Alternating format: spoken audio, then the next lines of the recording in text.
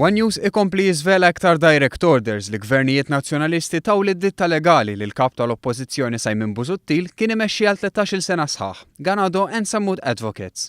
Fil-ġimgħat li għaddew sar magħruf li gvernijiet nazzjonalisti differenti taw lil Ganado and Samud Advocates mal-200,000 euro f'kuntratti, kwart minnhom permezz ta' direct orders. Jirriżulta iżda li minn barra dawn il-kuntratti hemm 115 il-direct order ieħor. Direct orders li sal-lum kienu għadhom mhux magħrufa u li nataw mill-Ministeru tal-Finanzi waħdu.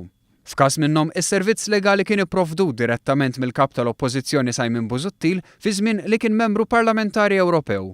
Mill-Ministeru tal-Finanzi biss, id-ditta legali ta' Simon Busuttil ingħatat iktar minn 40,000 euro f'direct orders. Ganado and Samud Advocates bdiet tingħata direct orders minn dan il-Ministeru fl-1999 u baqgħet toħodhom sal-2010. L-akbar numru ta' direct orders ingħataw fl-2006 u fl-2009. Bloti ta' dawn id-direct orders mill-Ministeru tal-Finanzi fi żmien li l-kap tal-Oppożizzjoni kien imexxi din id-ditta legali, Ganado and Samud Advocates tħallset b'kollox iktar minn 240,000 euro, bi 93,000 euro minnhom jingħataw b'direct order.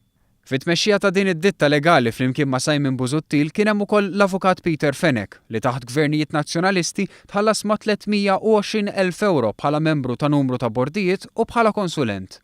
Min-naħa tiegħu Simon Busuttil kien involut ukoll fit-tmexxija tal-kumpanija Europa Research and Consultancy Services Limited li ngħatat iktar minn 1,200,000 euro f'kuntratti u direct orders minn gvernijiet nazzjonalisti.